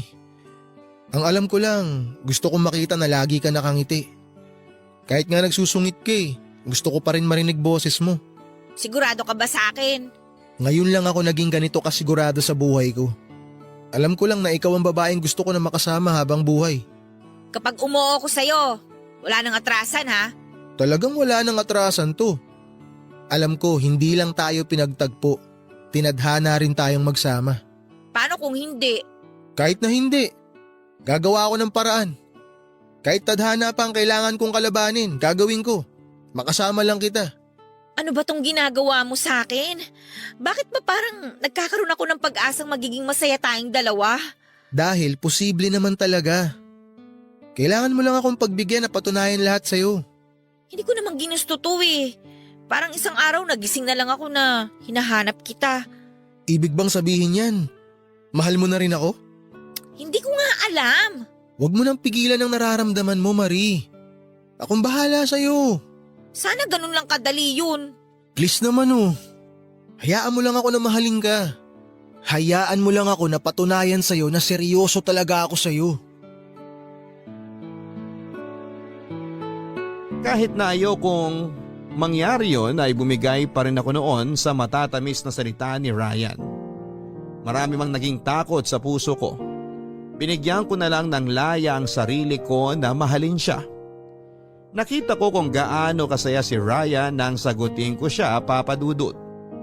Hindi man ako sigurado dati. Masarap din naman pala sa pakiramdam ang maging totoo sa sarili at sa totoong nararamdaman mo. Hindi ko na rin alam kung kailan nagsimula yon. Siguro ay nagkatotoo sa amin yung the more you hate, the more you love. Hindi ko na rin kasi alam kung kailan nagsimulang maging pag-ibig ang mga inis ko sa kanya noon. Noong araw na yon ay opisyal na kaming naging magkasintahan. Kung meron bang pinaka-natuwa na nagkatuluyan kami, yon ay sina Chong Kaloy at Chang Edna. Nagpasya kami ni Ryan na magsama na kaya nagpakasal kami sa huwes. Kinuha namin sina Chong Kaloy at Chang Edna na ninong at ninang. Sa ngayon ay may 6 na supling na kami. Simple lamang ang buhay na meron kami pero masaya. Hindi ako nagsisisi na pinagbigyan ko si Ryan na patunayan ang pag-ibig niya. Hanggang ngayon, kahit na 6 na ang anak namin, parang nanliligaw pa rin siya. Hindi naman naiiwasan ang mga away at tampuhan kung minsan. Pero sa pagtatapos ng araw, mahal pa rin namin ang isa't isa. Maraming salamat po sa pagbasa ng aking liham at sana po ay natuwa po kayo sa aming love story. Ang inyong kabarangay forever, Marie. Sabi nga nila ang bawat love story ay unique. Hindi lahat ay tulad ng mga nasa pelikula o nasa mga drama. May mga kwento ng pag-ibig na nangyayari nang hindi inaasahan. Kung minsan po ay masaya, minsan din ay malungkot. Ngunit kahit na ano pa man ang kwentong pag-ibig mo, yan ay sayo. Madalas wala itong katulad dahil ang pag-ibig ay tunay na mahiwaga. Hindi mo rin alam kung kanino, kung kailan, kung saan, kung paano ka tatamaan. Minsan bigla mo na lamang mararamdaman. Hanggang sa muli mga kapuso, ako po si Papa Dudut sa mga kwento ng pag-ibig, buhay at pag-asa. Sa Barangay Love Stories number 1. Mga kwento ng pag-ibig, kwento ng pag-asa at mga kwento ng buhay dito sa Barangay Love Stories. Forever! Nagustuhan ng iyong napakinggan? Ituloy yan via live stream sa www.gmanetwork.com/radio.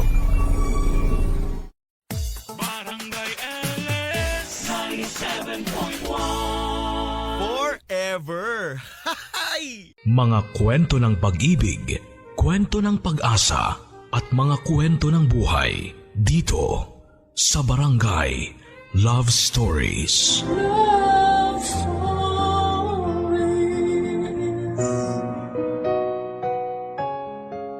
Mahirap maging karibal ang mas gwapo o mas maganda.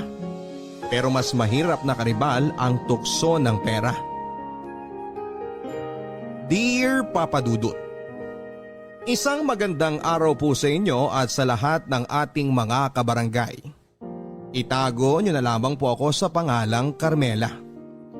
26 years old at ako po ay nakatira sa Marikina City. Isa po ako sa inyong mga masusugid na listeners at paborito ko po talaga ang inyong programa. Na hindi lamang po ka-relate kundi kapupulutan din po ng ginintoang aral. Matagal ko na pong gustong sumulat sa inyo, Papa Dudut. Ngunit ngayon lang po ako nagkaroon ng lakas ng loob. Kahit nalampas 1 taon na po kasing nangyari sa akin ang ibabahagi ko sa inyo ngayon, ay talagang napakasakit pa rin po ng lahat. Bukod pa dyan ay nahihiya at naaawa pa rin po kasi ako sa aking sarili sa mga sinapit ko sa pagtataksil ng aking asawang si Alan. 2017 po noong kinasal kami ni Alan, Papa Dudut.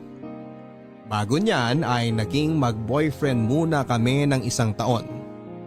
At nakakahiyaman pong sabihin ay nagkakilala lamang po kami sa Facebook. Gayon pa man ay naging magka-chat na rin naman po kami ng mga 6 na buwan bago kami nagkita. At masasabi ko rin naman po na kahit na papaano ay nagkakilala na kami ng husto bago kami nauwi sa kasalan. Nang magkakilala po kami ay driver po noon si Alan sa isang negosyante na may sasakyang nakarehistro sa isang ride-sharing service. Samantalang ako naman po ay caregiver ng isang mayamang matanda na nakatira sa Quezon City. Taong 2017 din nang mamatay ang aking inaalagaang matanda. Kaya't nang pumanaw na ito ay natapos na rin po ang aking serbisyo sa pamilya nila.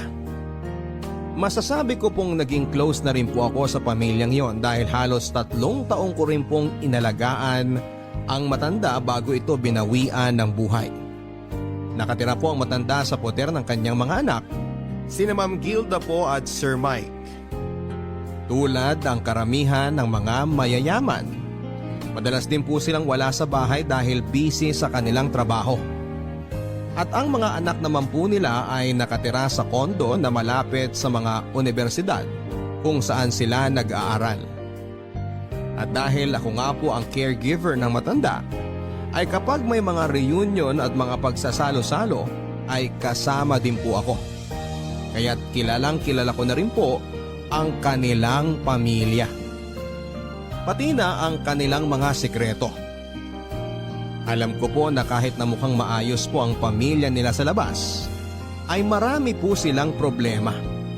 Tulad na lamang ng pagiging babaero ni Sir Mike, nakita ko pong sobrang apektado si Ma'am Gilda. Kaya naman sobrang naging banidosa ito at naging suki ng derma, ng gym at ng salon.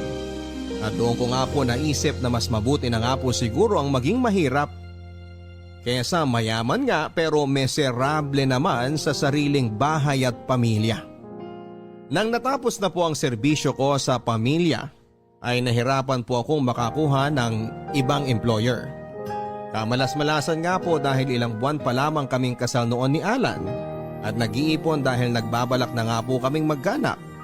Kaya naman na nagtanong si Ma'am Gilda kung meron daw po ba akong kakilala na mapagkakatiwalaan na pwede nilang maging personal driver ay nirekomenda ko po si Alan. Kumpara po kasi sa sweldo na ino-offer ni Ma'am Gilda, ay laking diferensya po sa pagdadriver ni Alan sa ride-sharing app, kung saan ay pagod at puyat pa siya.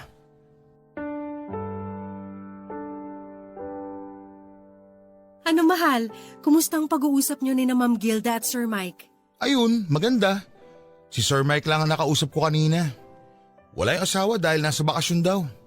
Pero yun na nga, ang una kong trabaho sunduin sa airport sa Biyernes. Kumusta naman? Kumpirmado ba yung sahod? Oo, at saka may health and medical insurance pa.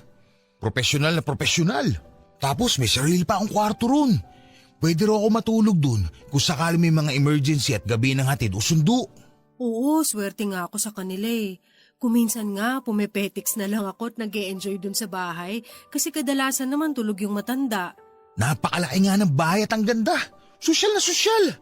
Parang mas mayaman pa ata sila doon sa operator namin dati. Kaya nga rin talagang ingat ang mga yon at hindi kumukuha ng basta-basta ng mga tauhan dahil nga yayamanin. Isa pa, laging wala dun sa bahay. Kami lang ng mga maid ang naiiwan. Sana umabot din tayo sa puntong ganun, no, mahal? Yung may ganun na tayo kalaking bahay, kumakain ng masasarap araw-araw at nakakapagsuot ng mga magagarat mamahaling damit. Sana nga. May awa ang Diyos. Pero alam mo mahal, kahit naman sila ganun kayaman, parang hindi ko pa rin ipagpapalit ang isang tahimik at mapagmahal na pamilya. Kasi kahit ganun sila, naku, watak-watak yan sila. Ang daming drama ng mga kamag-anakan yan. Sila-sila mismo nag-aaway dahil sa mana, pera, mga negosyo. Tapos kahit nasa isang bahay lang yan sila, magkakaiba yan ng kwarto. Ano? Hindi sila magkasama ng asawa niya sa kwarto? Oo no, halos hindi nga magkibuan yung mga yan. Kung sa bagay, minsan lang din kasi nagpapang-abot yan sila sa bahay. Si Sir, laging wala out of town. Si Ma'am Gilda naman, may sarili ring negosyo, pero mas pa-party-party lang ang inaatupag. Yung mga anak nila, tuwing weekend lang din umuwi dahil nga sa mga kondo nga rin nakatira na malapit sa eskwelahan nila. Nagkakasama-sama lang sila tuwing weekend at bakasyon. Ang lungkot naman pala. Kaya nga, kung papipiliin ako, mas okay na yung umalwan lang ng konti yung buhay natin. Kesa naman maging kasing yaman nga nila. Pero parang ang naging kapalit naman, pagkawasak ng mga personal nilang buhay. Huwag ka mag-alala. Kahit na yumaman tayo ng ganun, hinding-hindi sa atin mangyayari yun. So, promise? Pex man, mamatay man. Baka mamaya, malaman ko na lang pinupormahan mo na yung mga kasambahay doon ha. O kaya baka isama-sama ka ni Sir sa mga pinupuntahan niya mga beer house. Naku, subukan mo lang talaga. Si Ma'am Gilda naman yung magiging pinakaamo ko. At ano naman mapapala ako sa mga lakad nun? Puro matrona mga kaibigan nun, panigurado. At saka, bakit pa ako maghahanap ng iba? Kung yung asawa ko pang Miss Universe na ang ganda. Sus, bulero.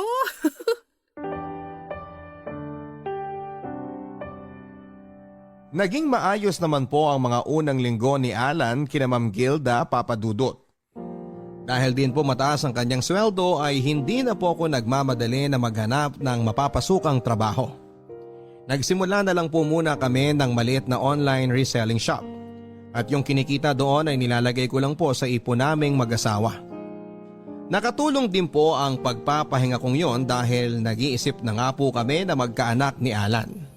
At matapos din po ng ilang buwan ay pinagpala naman po kaming mag-asawa at nabuntis din ako. Pero sa mga sumunod po na buwan ay unti-unti na po akong nakapansin ng pagbabago kay Alan Papadudut. Napapansin ko na mas nagiging maporma na ito at nadadalas din po ang hindi nito pag-uwi sa bahay dahil napapadalas daw po ang mga lakad ni Ma'am Gilda. Dahil daw sa traffic ay mas makakabuti pa na doon na lang daw po siya matulog sa bahay nila. Kesa naman umuwi pa sa amin para lang matulog at umalis muli matapos lang ng ilang oras dahil kailangang maghatid ng maaga. Hindi lang po ako umiimik noon pero iba po ang pakiramdam ko. Kutob ko po ay nagdadahilan lang si Alan at may milagro nang ginagawa.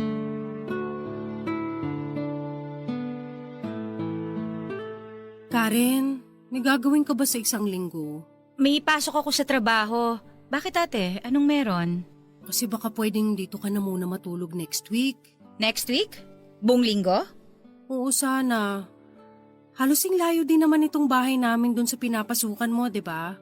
Oo, halos pareho lang naman ang layo. Bakit? Anong meron? Kasi si Kuya Alan mo, buong linggo daw siya mawawala next week. May seminar daw kasi si Ma'am Gilda at kailangan niyang ihatid at sundo. Gabi na raw natatapos at maaga nagsisimula kaya sayang daw kung uuwi pa siya dito. Mapapagod lang siya sa biyahe at traffic.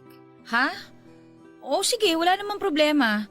Pero ate, napapadalas ata yung hindi pag-uwi ni Kuya dito sa inyo ah. Ang hirap niyan kasi buntis ka pa naman. Kapag may emergency, wala ka man lang makasama dito minsan. Kaya nga eh.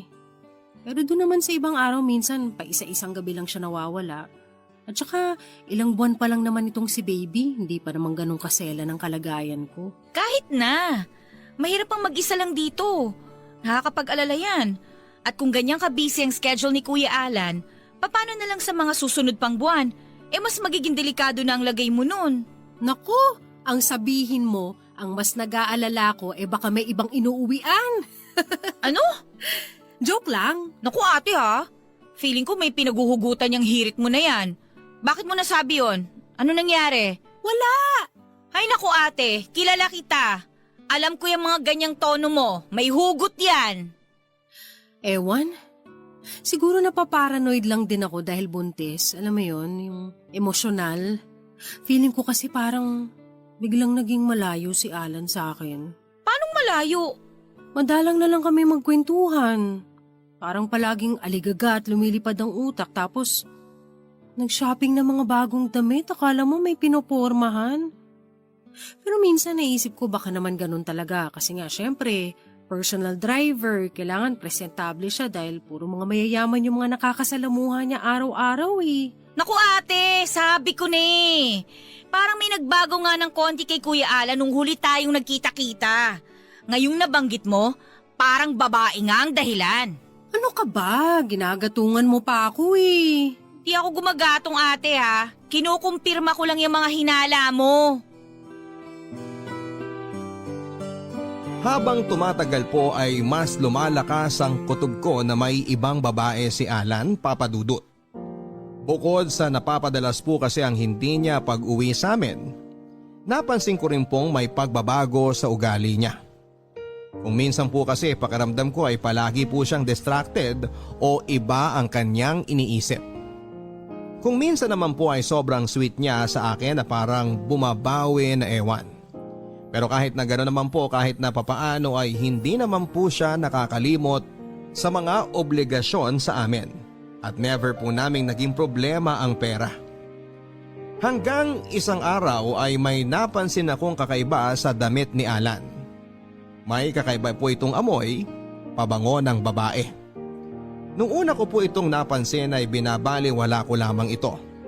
Pero nang napapadalas na po ang napapansin kong amoy sa kanyang mga damit, ay kinompronta ko na po si Alan, Papa Dudut. Pero kagaya ng inaasahan ay tinanggi niyang may babae siya. At ang idinahilan niya, ang amoy daw na yon ay air freshener daw sa kotseng minamaneho niya. Matapos pong i-deny ni Alan na nang bababae siya ay mas lalo po akong nagduda sa kanya, Papa Dudut. Kitang-kita ko po kasi sa reaksyon niya na nagulat po siya sa aking sinabi at halatang nag-iisip lang ng maidadahilan.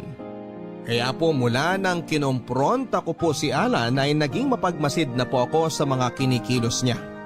Pati po sa social media accounts niya ay iniimbestigahan ko na rin.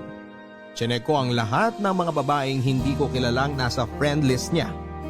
At tinitignan ko kung posible kayang yon ang kinakalaguyo niya. Pero wala po akong nakitang kakaiba. Sinubukan ko rin pong makialam sa cellphone ni Alan, Papa Dudut, at alamin ang password niya. Pero hindi ko po makuha-kuha. Hanggang sa isang araw ay may napansin po akong kakaiba kay Alan. Ang dami niya pong mga bagong damit at pabango. At lahat po yun ay branded at mga mukhang original.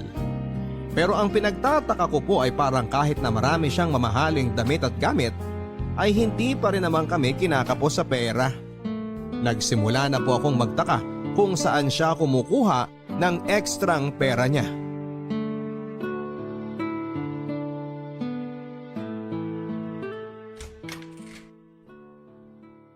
Oh, mabuti naman at maaga ka ngayon.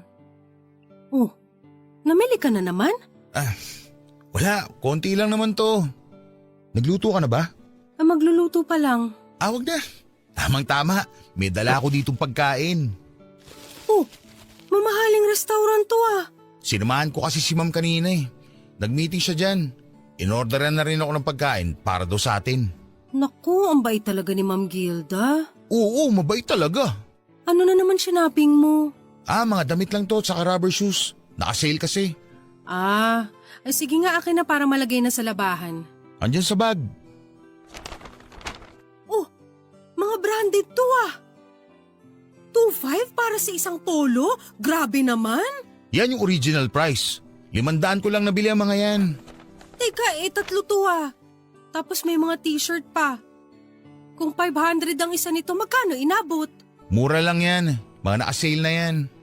Kung 3 to, 1.5 para sa polo lang. Alan, alam ko na kailangan mong bumili nitong mga magagarang damit para sa trabaho, pero parang nakakapanghinayang naman. Ilang damit na mabibili mo sa 500? May bonus naman ako eh. At saka, hindi naman tayo kinukulang dito, di ba? Yung rubber shoes na yan. Mukhang original yan at mamahalin magkano naman yan? Basta, 2,000, 3,000. basta mura lang yan. Naka-sale din yan. Alan, sana yung mga ganyan, iniipon na lang natin. Bakit? Meron pa rin naman ako naiipon Sa totoo lang yan nga ang pinagtataka ko Ano? Bakit kahit panay ang bili mo ng mga mamahaling gamit, hindi tayo kinakapos sa pera? Magaling ako mag-budget Bakit ba? Ikaw din naman dyan sa online mo Hindi naman ako humihingi dyan sa mga kinikita mo dyan Bumibili ka rin naman ng mga gusto mo. Pero hindi mga ganyan kamahal na hindi na praktikal bilhin. Hindi naman tayo mayaman Bakit? Ngayon lang naman ako bumili ng mga ganitong bagay para sa sarili ko At saka akala mo lang mahal yung mga yan. Pero kumpara sa mga chipipay na damit, yung mga yan taon bago masira. Andun na ako. Pero nagtataka ako kung saan mo kinukuha ang extra mong pera. Alam ko ang sweldo mo at alam kong hindi mo kayang bumili ng mga ganyang kamahal. Ano na naman bang pinapalabas mo? Nagtataka lang ako kung saan ka kumukuha ng extra. Binibigyan ako ng bonus minsan.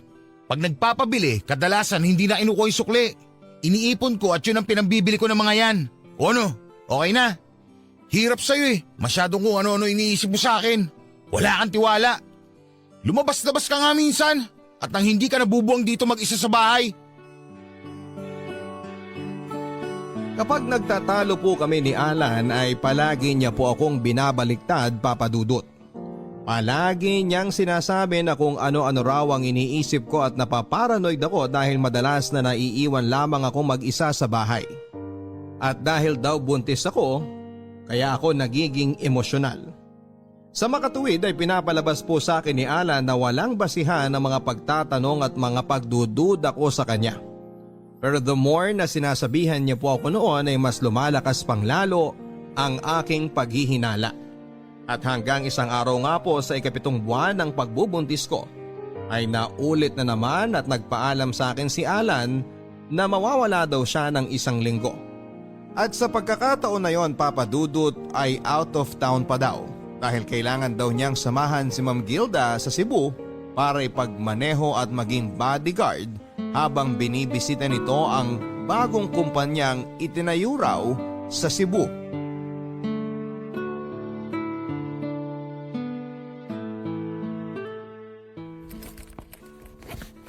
Ha? 1 linggo? Oo, may ribbon cutting at kung ano-ano pang gagawin daw dun eh. Bakit wala ba silang driver doon sa Cebu? Wala na raw yung driver dun eh.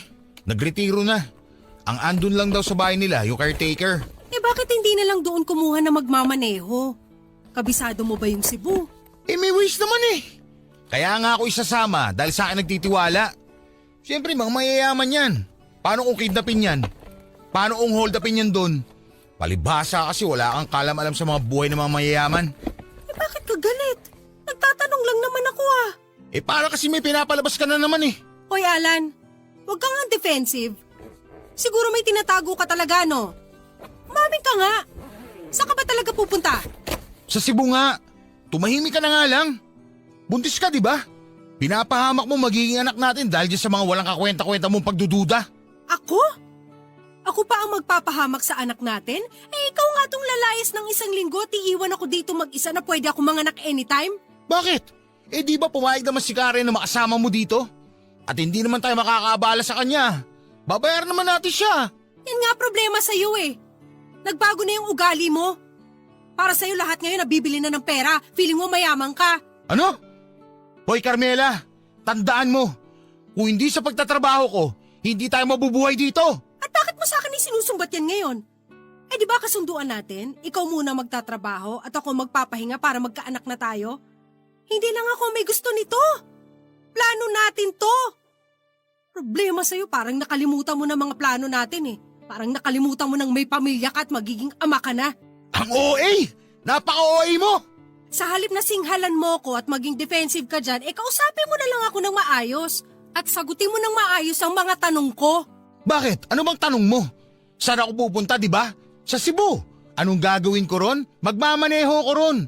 Magtatrabaho ko para may maipangkain tayo dito. Kanina ko pa yan nasagot. Ano pa pinuputok ng butsi mo dyan? Di ako naniniwala. May babae ka. Tumigil ka nga. O ito, tawagan mo si Ma'am Gilda. Dali, kumpirmahin mo. O ano, ayaw mo? Di sige, ako ang tatawag at ipapakausap ko sa'yo para matigil ka na. Wag na. O ano? Ngayon ayaw ka. Magagalit ka tapos hindi mo naman kayang panindigan. Ikaw Carmela, kontrolin mo yung emosyon mo. Tandaan mo, kapag ikaw nakunan dahil dyan sa mga imahinasyon mo, kasalanan mo lahat yan. Labas ako dyan. At hindi kita mapapatawad kapag may nangyaring masama sa anak natin dahil dyan sa kaoean mo na yan. Tinuloy po ni Alan ang kanyang biyahe papunta ng Cebu, Papa Dudut.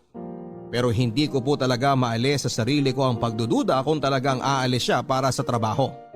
O nagdadahilan lang siya para makipagkita at makasama ang kalaguyo niya. Pero dahil nga po sa 7th buwan ko na yon ng pagbubuntis ay iniwasan ko na lamang po ang ma-stress. Medyo natakot din po ako sa babala ni Alan na baka makunan ako dahil sa kakaisip ng kung ano-ano. Kaya kahit na napakahirap po sa akin ay pinigilan ko pong maparanoid at magalit.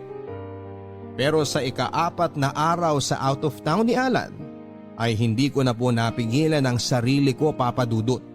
At dahil dati ko na rin namang naging amo ay meron pa rin po akong personal na number ni Ma'am Gilda. At nangahas na nga po ako at tinext ko siya upang kumpirmahin kung may biyahe nga ba siya sa Cebu at kung kasama niya si Alan. Sumagot naman po si Ma'am Gilda sa text ko at kinumpirma na nandun nga sila sa Cebu at kasama niya raw po doon si Alan. Sa totoo lang po ay hindi ako makapaniwala noong una. At inihanda ko na ang sarili ko na makabasa ng bagay na ikakagalit ko kay Alan. Pero dahil nga po kinumpirma naman ni Ma'am Gilda na kasama niya si Alan, ay bahagya na pong napayapa ang pakiramdam ko. At sa totoo nga lang po ay medyo nakonsensya din po ako. Baka nga naman masyado akong nagiging OA kagaya nga ng sinasabi ni Alan. At kung ano-ano ang naiisip ko dahil buntis ako at emosyonal. Pero sa pag-uwi po ni Alan ay hindi ko po akalain na mauuwi sa malaking away ang pag-text ko kay Ma'am Gilda. Sumbat niya po sa akin ay hiyang-hiya daw po siya kay Ma'am Gilda dahil tinext ko pa daw po ito at inistorbo para lamang sa kababawan at pagsiselos ko. Sobrang nag-guilty po ako noon, Papa Dudut, at napahiya din kay Ma'am Gilda. Gayon pa man dahil sa pagwawala pong yon ni Alan ay mas lalo ko po tuloy naramdaman, Papa Dudut, na may maling nangyayari. Hindi ko lang po matukoy kung ano yon.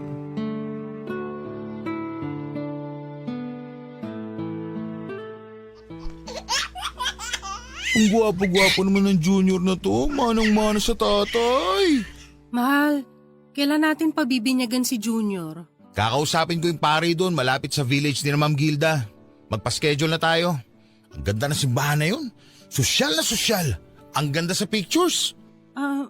Medyo malayo yun ah. Bakit di na lang dito sa malapit para mas marami tayong mga kakilala na pwedeng makapunta? Ang litong simbahan dito sa atin eh.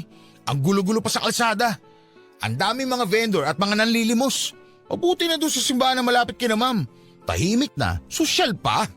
Naku baka mas mahal naman dun. At saka paano ang reception?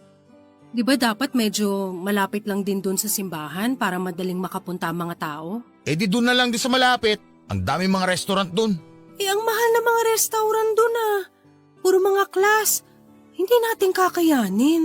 Akong bahala sa magagastos. Ang mahalaga, maging espesyal ang binyag ni Junior. Mahal, hindi naman mahalaga yung laki ng simbahan o sosyal na kakainan. Ang mahalaga, mabinyagan ng bata. Yun lang. Ano ka ba naman? Isang beses lang bibinyagan ng anak natin tapos titipirin mo? Tapos paano pagtanda niya? Yung mga pictures na makikita niya, dugyot yung itsura ng lugar. Alan, ano ba nangyayari sa'yo? Hindi ka naman dati ganyan ah. Ang sa akin lang, ngayong medyo umaangat na estado natin, dapat naman umangat na rin kahit papano yung mga kinakainan at lugar na iniikutan natin. Ako na gagastos para dun. Huwag mo nang tipirin ang anak mo. Okay, sige. Ikaw ang masusunod. Sino kukunin natin mga ninong at ninang? Naisip ko si Ma'am Gilda. Si Ma'am Gilda? Papayag ba yun? Nasabihan ko na siya at pumayag na siya. Ha? Sigurado ka? Baka nahihiya lang tumanggi. Hindi naman niya tayo ganun ka-close at ang yaman-yaman nun parang nakakahiya. Kaya nga mas okay na kunin ninang kasi mayaman yun. Pero hindi naman yan ang punto ng pagkuha ng ninang. Ang mga ninong at ninang ang silbi niyan, sila yung tatay yung magulang sa mga inaanak nila kapag namatay yung mga totoong magulang. Ano ka ba, Carmela? Ang dami mo sinasabi dyan, mga wala namang kwenta. O di sige, Ma'am Gilda na kung sinasabi mong pumayag na siya. Si Sir Mike kinuha mong ninong.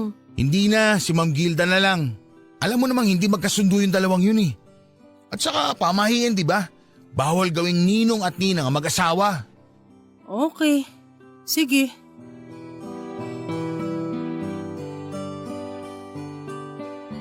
Nang nag-uusap po kami ni Alan tungkol sa binyag ng aming anak ay doon na po biglang may pumitik sa aking realisasyon at paghihinala na ni minsan ay hindi ko akalaing sasagi sa utak ko. Sa loob po ng maraming buwan ay kung sino-sino mga babae ang pinaghinalaan ko na posibleng kalaguyo ni Alan. Mga ex-girlfriend niya, mga babaeng nag-add sa kanya sa social media, mga babae na na-meet niya habang nagtatrabaho siya. Pero ni minsan ay hindi ko po naisip na posibleng si Ma'am Gilda ang kinakabitan niya. At nang naisip ko po yun, ay biglang parang nagkaroon ng kasagutan ng lahat ng aking mga tanong. Mga mamahaling damit ni Alan, yung pagiging banidoso niya, At higit sa lahat ay ang pagiging pakawalan niya sa pera. Ayoko man pong isipin dahil nakapalagayan ko na po ng loob si Ma'am Gilda. At bukod pa dyan ay medyo nandidiri din ako dahil sa kasing edad na ng nanay ko si Ma'am Gilda. Ay unti-unti na rin pong bumigat ang paghihinala ko na boy toy ni Ma'am Gilda ang asawa ko.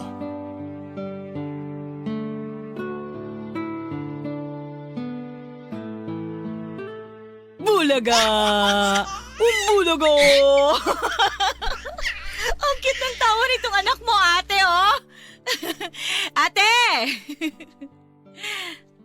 Hoy, ate! Ha? Ano? Oh, ano na naman yung iniisip mo? Kanina ka pa tulala dyan, ah. Wala. Ay, nako. Si Kuya Alan na naman yan, ano? Saan na naman daw ba siya nagpunta ngayon? Sa Baguio daw. Mamimili daw ng mga halaman si Ma'am Gilda doon. Alam mo, ate, kung sino-sino pa ang pinaghihinalaan mong babae, tapos yun pala, amo ni Kuya Alan yung kalaguyo niya, no? Ha? Ay, joke lang, ate. Ito naman, kadiri kaya yun. Oo nga. OMG, ate. Pinaghihinalaan mo nga na yung amo ni Kuya Alan yung kabit niya? Hindi, ano ka ba? Kasing edad na ng nanay niya yun, no? OMG! Ate, oo nga! Posible nga! Kasi bakit biglang parang naging sosyal tong si Kuya Alan? At saka kung gumastos, kala mo CEO ng kumpanya. Hindi, ano ka ba? Huwag mo nga akong pinag-iisip ng mga nakakadiring bagay. Sus! Ate, sigurado ako naiisip mo rin yan. Ano, di ba? Totoo? Aminin mo! Oo, nagdududa rin ako. Ano ba yan, ate? Parang kung totoo yan? Yung karibal mo, parang nanay mo ng edad! Hindi mo pa kasi nakikita si Ma'am Gilda. Kahit na lampas 50 na yon, mas sexy pa sa akin. At mukhang tetrentahin lang dahil bukod sa adik na sa Zumba, ang daming mga pinaretoke sa katawan. We, di nga. Ay, teka. Oh, ito, tignan mo. Etong picture niya. Hala, ate. Oo nga. Medyo halata mo ng konti na may edad na. Pero ang katawan, in fair, parang hindi pa nanganak. At hindi naman sa pag-aano, ate, ha? Pero parang kabahan ka nga kung ito man yung ipinagmamaneho ni Kuya Alan araw-araw. Pero baka naman napaparanoid lang ako, Karen. Malaki na rin ang tiwala ko kay Ma'am Gilda. Kung meron mang babaeng nagsusustento kay Alan, baka isa sa mga amiga ni Ma'am Gilda. Hindi rin naman magagawa sa akin to ni Ma'am. Nang nailabas ko na po ang pangamba ko sa kapatid kong si Karen at nang narinig ko rin po ang opinyon niya, ay doon na po talaga ako nagsimulang magduda rin kay Ma'am Gilda Papadudut. Para po kasi sa edad ni Ma'am Gilda ay talagang napaka-sexy at maganda siya. Hindi ko yan maikakaila, may pagkatsinita, maputi, tapos ay may tulong pa ng siyensya at mga mamahaling mga damit at gamit. At hindi rin po ako nagtataka kung matipuhan ni Ma'am Gilda si Alan Papadudut. Bukod sa bata pa po kasi ay may itsura naman po kasi talaga ang asawa ko. Matangkad, moreno, maganda ang katawan.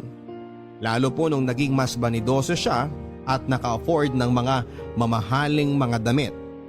Mas lumabas din po ang pagiging gwapo niya. At kapag idikit mo siya sa mga mayayaman ay hindi rin malayo na maisip mo na may kaya siya at itsura sa asta niya. Pero pinigilan ko pa rin po na pag-isipan sila ng masama. Dahil bukod sa tumatayo ang balahibo ko sa ideya na may sugar mommy ang asawa ko, ay napakalaki na rin po ng tiwala ko at mataas na din ang pagtingin ko kay Ma'am Gilda.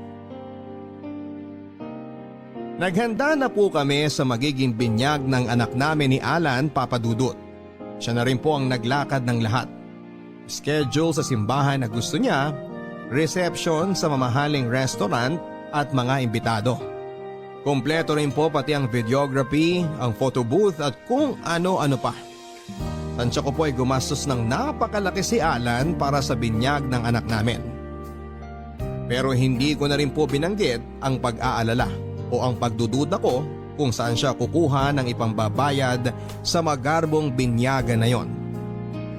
Nang papalapit na po ang binyag ay humiling po ako ng isang sign sa aking pagdududa kina Alan at Ma'am Gilda Papadudut. Alam ko po kasi na ang mga mayayaman ay malimit ng hindi nag-a-attend ng mga binyag at nagpapadala na lamang ng proxy. Lalo pa kung hindi rin naman sosyal ang nag-iimbita o kung wala silang mapapala sa pagpunta. Sa tinagal-tagal ko po kasi na nagki-caregiver sa pamilya ni Ma'am Gilda ay medyo nakabisa ko na po ang utak ng mga mayayaman. At alam ko po na kadalasan ay hindi sila mag-e-effort na pumunta sa isang salo-salo o event kung wala naman silang makukuha dito. Tulad ng dagdag na koneksyon na magagamit sa negosyo o ang mapagyayabangan nila ng estado nila sa buhay. In short, sinabi ko po sa aking sarili na kapag personal na dumalo si Ma'am Gilda sa binyag ng anak namin ni Alan, ay malamang na may relasyon nga silang dalawa. At nang dumating nga po ang araw ng binyag ng anak namin ni Alan, ay personal na dumating si Ma'am Gilda.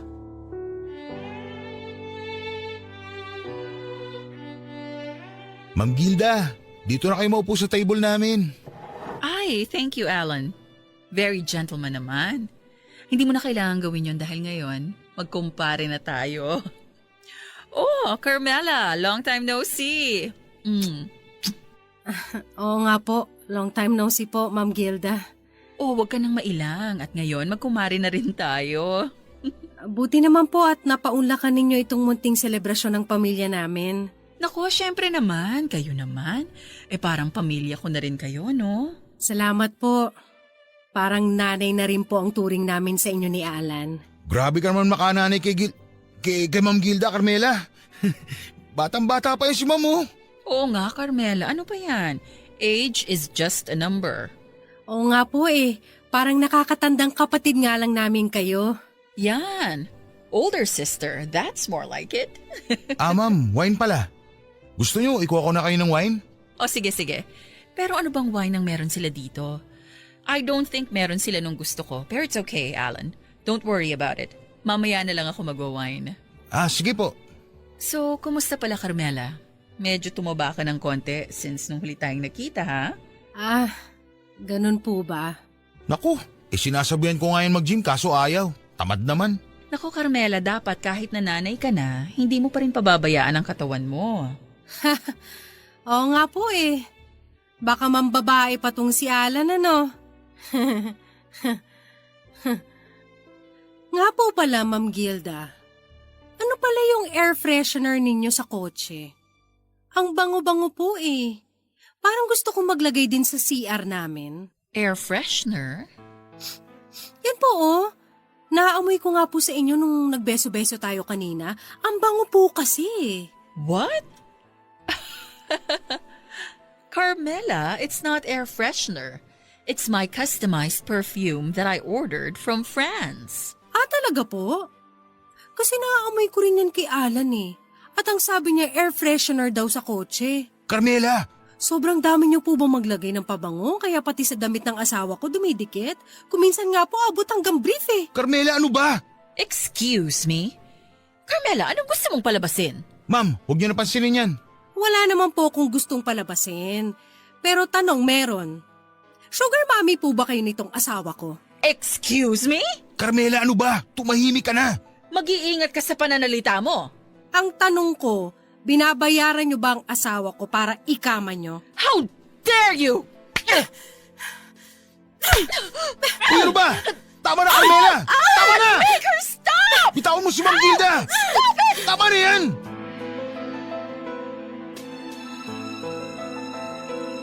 Naging malaking iskandalo po ang naging sampala namin ni Ma'am Gilda sa mismong binyag ng anak namin ni Alan Papadudut. Hindi ko na rin po kasi napigilan ang sarili ko. Lalo na noong naamoy ko ang pabango ni Ma'am Gilda na matagal ko na rin pong naaamoy sa mga damit ng asawa ko. Nang nasinghot ko po ang pamilyar na amoy na yon ay bigla pong parang sinampal din ako ng realisasyon na siya nga si Ma'am Gilda nga ang kabit ng asawa ko. Matapos nang nangyari sa binyag ay hindi na rin po ako tumuloy sa bahay namin ni Alan, Papa Dudut.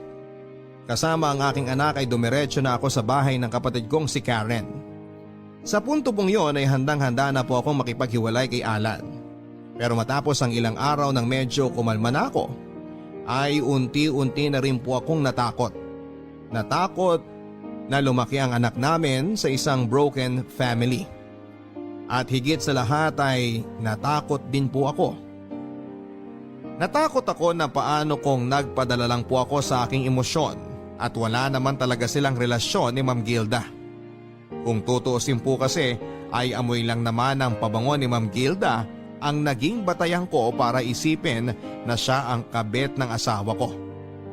Kung tutuusin ay wala pa rin po akong konkretong ebidensya sa pambababae ni Alan. Pero matapos po ang ilang araw ay nakuha ko na po ang konkretong ebidensya na hinahanap ko. Nakaramdam po ako ng kakaiba sa maselang bahagi ng aking katawan. At nang nagpa-check up po ako, nalaman kong may STD po pala ako.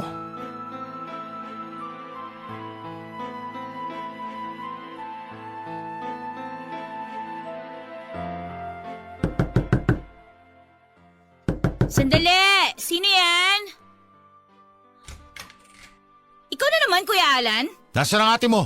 Ang kulit mo naman, Kuya eh. Sinabi na ngang ayaw kang makausap ni ate. Wala akong pakialam sa ate mo. Andito o para kunin ang anak ko. Tabi nga dyan! Ay, ano ba? Hoy Kuya, trespassing ka na ha? Nasaan ang ate mo?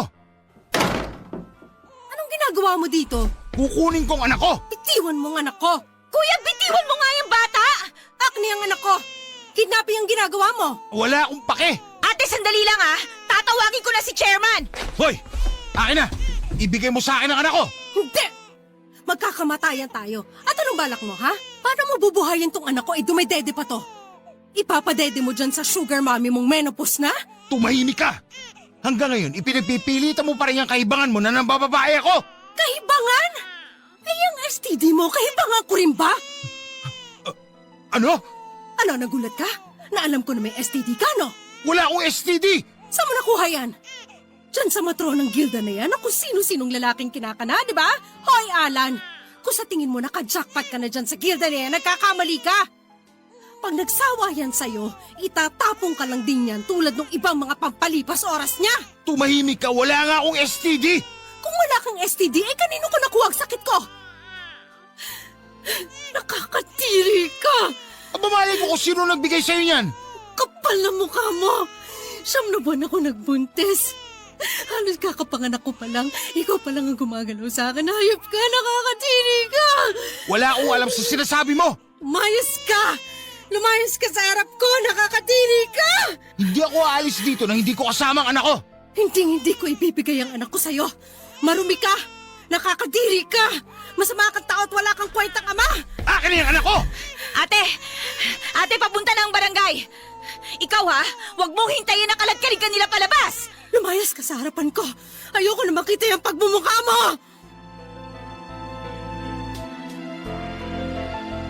Matapos po noon ay mga ilang beses pa ring pinagtangkaan ni Alan na kunin ang anak namin pero hindi po ako pumayag.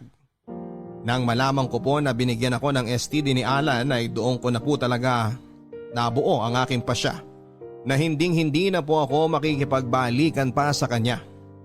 Diring-diri po ako noon kay Alan, Papa Dudut, at diring-diri po ako sa sarili ko. Dahil sa nangyari ay kumonsulta na rin po ako sa isang abogado kung ano ang maaari kong gawin upang mapawalang bisa na ang aming kasal. Pero sa kasamaang palad ay hindi ko pa rin po natutuloy ang masalimuot na prosesong yon. Kahit 1 taon nang nakakalipas dahil kulang pa rin po ang ipon ko para sa pagpapaanal. Ang huli ko pong balita ay nagtatrabaho pa rin po si Alan kina Ma'am Gilda.